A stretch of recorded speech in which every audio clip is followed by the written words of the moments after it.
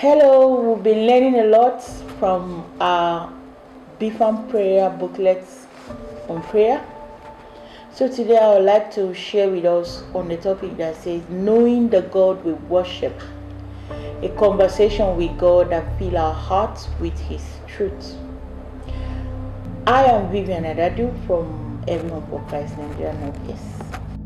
Prayer is essential to the life of every believer, therefore it is key to make it a time of important conversation with God, as it will help deepen our love for God and broaden our revelation of who He is on a daily basis.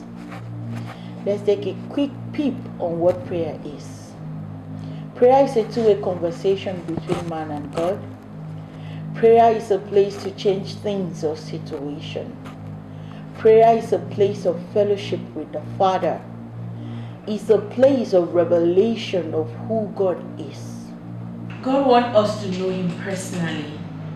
He wants to give us personal revelation of His thoughts. It could be through time of personal prayer or corporate prayer like this. God reveals who He is to us. He doesn't want us to rely on rumors of who others say He is. That is why He had to take a time out to ask the disciples their personal view of who He is.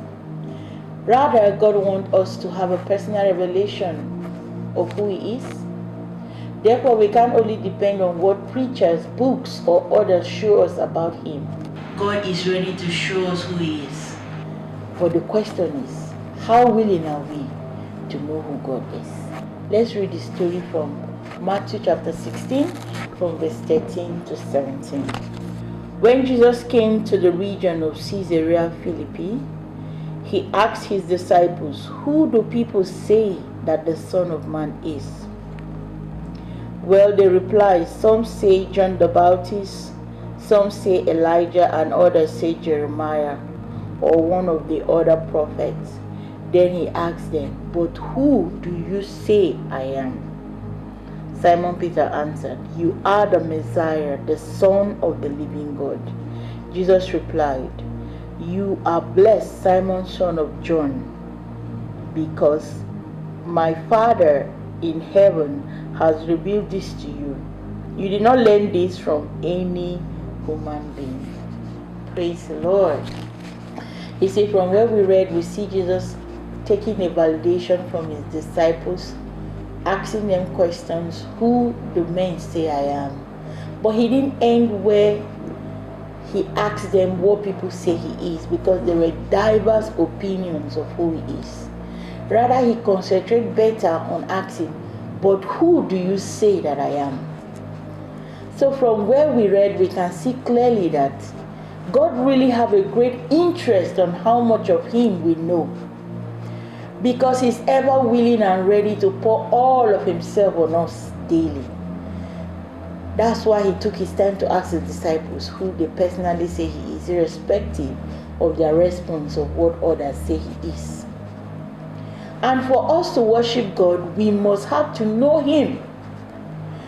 The depth of how much we know Him tells our level of trust and faith on Him in the place of prayer.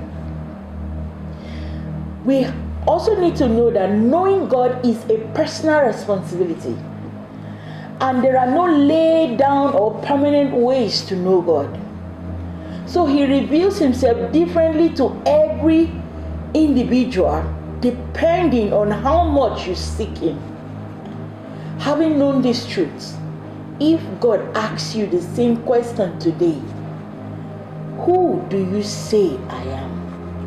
what would be your response? Is He a loving Father that can change your situation? Is He the capable God that can hear and listen to your prayers?